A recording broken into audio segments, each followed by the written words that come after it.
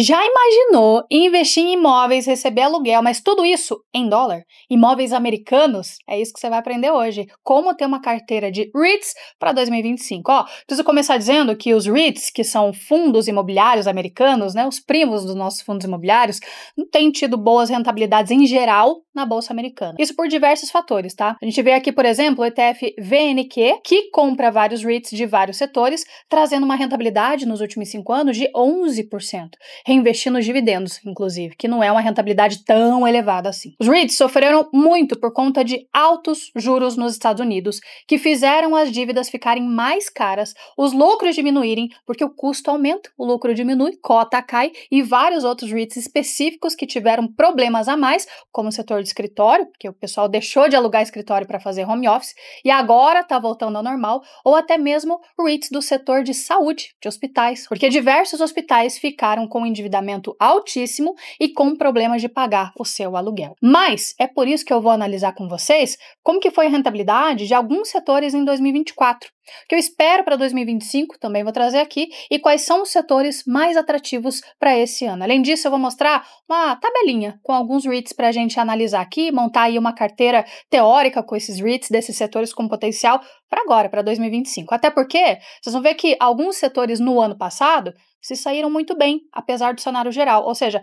você sempre pode fazer uma alocação estratégica pensando no longo prazo. Mas vamos começar aqui, pegando todos os setores que existem hoje para os REITs da Bolsa Americana e comparar com a rentabilidade deles em 2024. E o que a gente pode ver? Vamos lá. Os REITs que não foram bem, os setores em si que ficaram negativos no ano passado em questão de rentabilidade, foi entre outros, o setor de self-storage, que são aqueles mini galpões. A gente teve resort caindo 2%, os piores aqui, os diversificados, que pegam um pouco aí de cada setor. O industrial, que é o de galpão, caindo 11% em 2024. Telecomunicação, que tem o AMT, o American Tower, caindo bastante, caiu 14% na média. E o REITs do setor de madeira, bem ali nichado, né, madeireiras, enfim, mas foi o pior ano passado, porque caiu 16% na média do setor.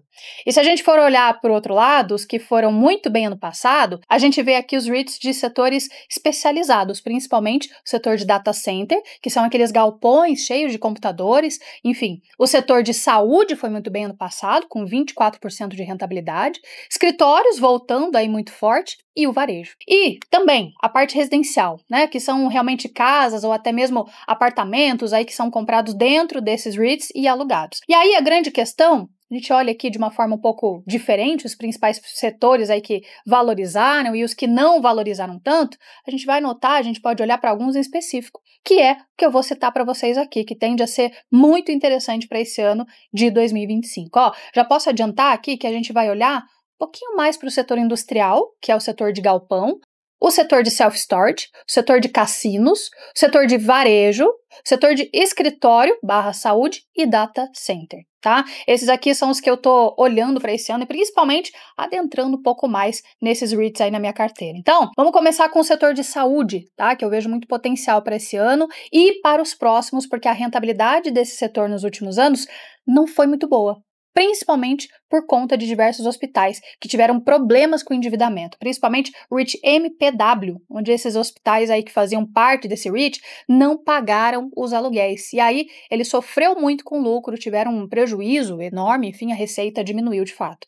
E aí eu traria 2 REITs aqui, tanto o ARI como o DOC, como exemplos aí de setor de saúde / escritório, porque esse aqui, o ARI, ele é um REIT do setor de escritórios, mas que aluga basicamente para o setor de saúde, para pesquisa, desenvolvimento. Então, a gente pode considerar como sendo também um setor de saúde em si. E por que esse setor em específico? Veja, primeiro, a gente tem que olhar um pouquinho para a pirâmide da faixa etária dos Estados Unidos, onde ela está migrando muito para compilar grande parte da população acima dos 40, 50 anos, onde você vai ter que construir mais hospitais e base, né, para tratar, para cuidar dessa população que está de fato envelhecendo.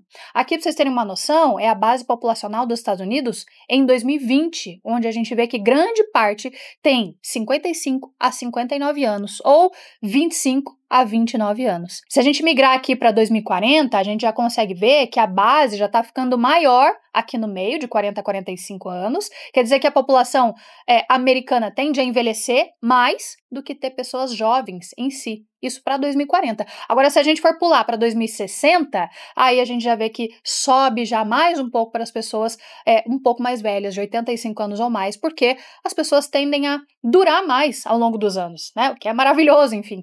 Mas também aí as faixas etárias de 60, 65 anos, isso vai, de forma geral, fomentar muito o mercado de saúde, principalmente os REITs, ao longo dos próximos anos. E mostrando esses dados, a gente consegue ver aqui ao longo do trimestre, aliás, dos trimestres do ano passado, que a alocação nesse tipo de REIT, principalmente em imóveis aí atrelados à saúde, vem aumentando ao longo dos anos. Então, esses seriam 2 REITs aí que eu ficaria bem de olho. E aí, só para deixar bem claro aqui, o ARE, além de saúde, ele é escritório. Mas hoje, a gente está vendo as pessoas se forçando a voltar a trabalhar presencialmente, deixar um pouquinho o home office. Então, isso não é mais uma preocupação como já foi antes. Então, ele pode se beneficiar nas duas pontas, né? Tanto por ser um escritório, tanto por estar no lado da saúde, no setor de saúde. O interessante, outro ponto aqui, é que esse ARE, que é do setor de saúde e que, na verdade, aluga imóveis para o setor de saúde, ele pega o setor de pesquisa e desenvolvimento. Então, não dá para a galera mandar esse pessoal que trabalha no escritório para trabalhar em home office, em casa, né, com pesquisa e desenvolvimento. Não tem lá maquinário, não tem equipamento, não tem nada para poder executar o trabalho. Então, já é algo que traz um diferencial para esse REIT em si. Tá? Segundo setor que eu acredito muito aí para esse ano de 2025 é o de galpão, que lá fora eles chamam de industrial, mas que foi um dos setores que não foi tão bem ano passado, caiu 11% e é um dos motivos também de estar nessa lista. Aqui a gente tem 2 REITs aí do setor de galpão em si, esse REXR, que é totalmente de crescimento, e esse Prologis, que é o maior REIT de galpão do mundo, ele é absurdamente grande. O que me faz acreditar nesse setor para 2025? Vamos lá, primeira coisa, tá? Entrada de Trump. A entrada dele, do presidente Trump, vai fomentar o mercado industrial local lá nos Estados Unidos, principalmente porque as projeções de PIB para os próximos anos lá nos Estados Unidos já aumentaram, ou seja, é bem possível que a economia americana cresça um pouco mais aí com força nos próximos anos. Talvez não rapidamente no curto prazo, agora até o primeiro semestre de 2025, mas isso tende a crescer ao longo dos próximos meses sim. Porque aí você necessariamente vai crescer o setor de indústria, e-commerce, você vai crescer o setor industrial como um todo, vai puxar galpão junto, e além disso a gente estava vendo aí, está vendo cada vez mais pessoas utilizarem da internet para fazer suas compras, isso exige mais o uso dos galpões, então e-commerce, por exemplo, a Amazon, Mercado Livre, essas empresas todas vão precisar de mais galpões e isso só favorece esses 2 REITs que são excelentes, são muito bem posicionados aí nesse setor. Já ligando aqui o próximo setor que eu olho muito para esse ano de 2025 é o de varejo, tá? Que já está, inclusive, totalmente relacionado com esse crescimento do PIB. Então aqui eu separei o Realty Income e o Simon Property, que são 2 gigantes, tá? Que alugam, inclusive, várias lojas para Dollar General, para Walmart, várias lojas realmente que vocês talvez que já foram para os Estados Unidos já conheçam, enfim, são bem grandes, bem famosas mesmo. E aí a gente vê aqui um estudo feito pela CBRE Research, que eles mostram aí que a intenção de comprar em 2025 tá maior do que em 2024 e em 2026, ou seja, as pessoas por lá estão com a intenção de gastar um pouquinho mais do que nos anos anteriores. E ao mesmo tempo que as pessoas querem comprar mais, ou estão com essa intenção esse ano, a gente vê que a importação dos Estados Unidos em relação a outros países vem diminuindo, ou seja, os Estados Unidos está importando menos de outros países e quer consumir mais. Então, para onde vai essa demanda?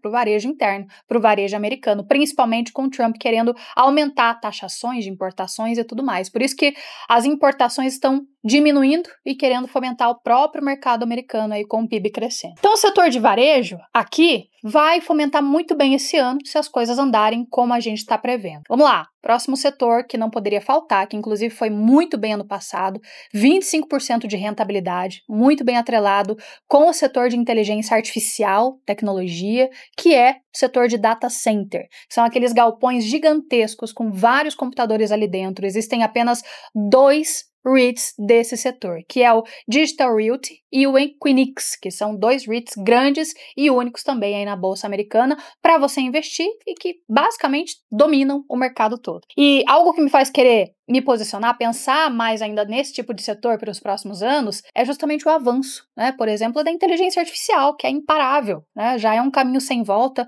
A gente tem modelos quânticos sendo criados a partir do ano de... Já foram desde 2022, estão se aperfeiçoando aí a cada ano que passa.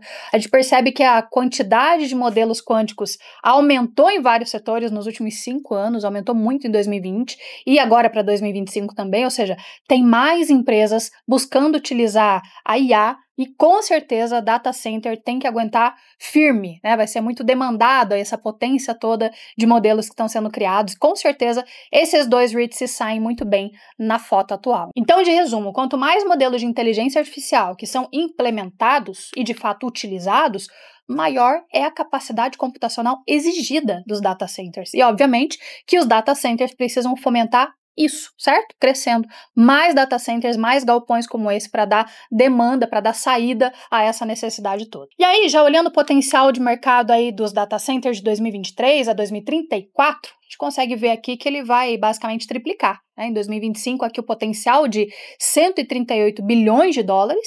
Em 2024, ele chegaria aí a 364 bilhões de dólares. Então, além desse mercado mais do que triplicar nos próximos anos, tá fomentando aí muito por conta da IA e da tecnologia como um todo, o Trump também está investindo forte com vários investidores para aumentar os data centers, esses galpões lá nos Estados Unidos. Então, Equinix e Digital Realty são beneficiados diretos disso, de todo esse movimento. E o bom deles é que eles são base para várias tecnologias, não só para a IA. Então, se a IA for, de repente, lá uma bolha e estourar, né? De certa forma, eles vão ser afetados no curto prazo, mas eles não dependem só disso, ele tem outras coisas aí girando essa economia específica. A gente tem várias nuvens, por exemplo, rodando, tem a AWS, que depende muito do Equinix, por exemplo, a Azure, que é da Microsoft, é a nuvem deles, a gente tem o Google Cloud, que também é utilizado por aqui, por esses galpões, e até as redes sociais, Instagram, WhatsApp, Facebook, todos eles passam pela necessidade de ter data centers como esse. Então, esse insight é muito inteligente, essa visão é muito inteligente, é como se você estivesse chegando antes aí para um banquete, porque meio que você investe na base do crescimento de tecnologia como um todo, e não só em um setor específico, ou na IA, por exemplo, inteligência artificial, especificamente, você abre mais seu leque. E aí eu quis trazer mais 2 setores em si, que para mim fazem muito sentido a gente olhar, não só agora para 2025, mas também para os próximos anos, que são os setores de self-storage e cassinos. Vamos lá.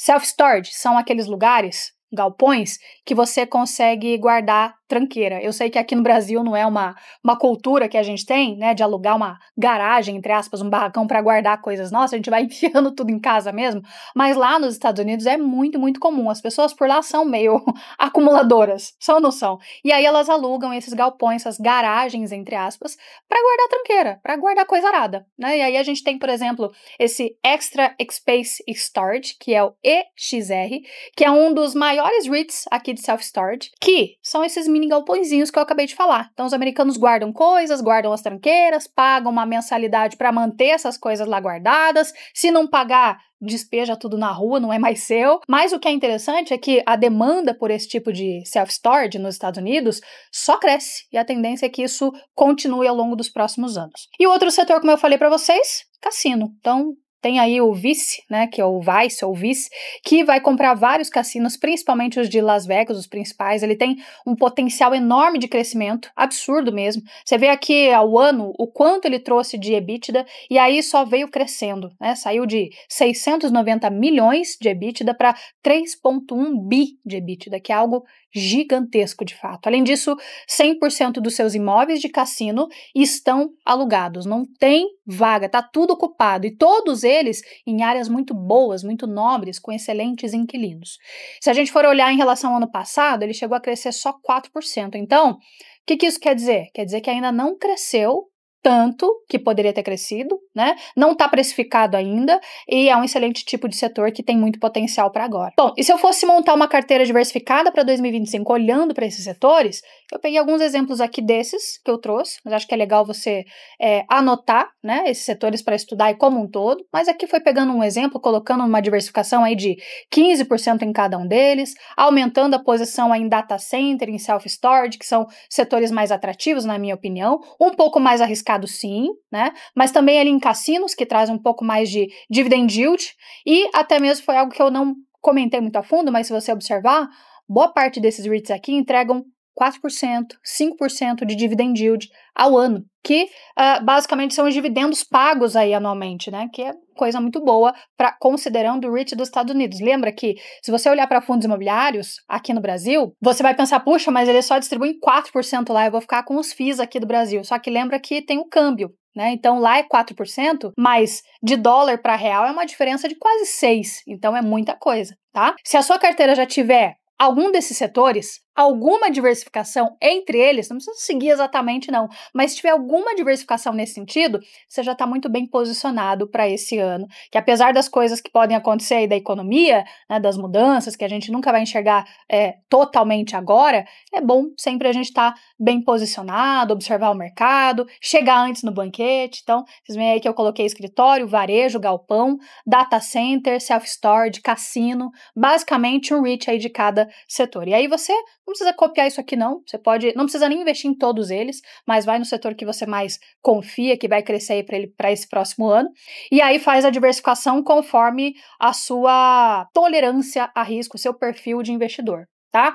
Aliás, isso é importante dizer, a decisão final sempre tem que vir do investidor, ou seja, não quer dizer que os REITs que eu não citei aqui não vão rentabilizar esse ano, né? Pode ser que sim, mas são os que eu vejo mais potencial e de certa forma que aí são esses específicos. Eu quero saber de você também, vocês pretendem receber dividendos em dólar através de aluguel com REITs em 2025? Você está apostando aí nesses setores também ou em outros setores? Deixa aqui embaixo nos comentários e eu quero te conhecer, eu quero saber como que você lida com risco, se você está estudando isso mais aprofundado. Sim ou não? Sim ou não? Sim ou não? Ó, inclusive, claro que você, assinante aqui do canal, você que me acompanha aqui, sabe que tem presente sempre. Dessa vez, você vai receber até $40 de cashback. Elisane, como? Para tudo que eu quero saber. Abrindo a sua conta internacional na Nomad, que não cobra taxa de abertura, nem taxa de manutenção, e fazendo o seu primeiro câmbio, primeira conversão de reais para dólares, fazendo seus primeiros investimentos aí fora do Brasil.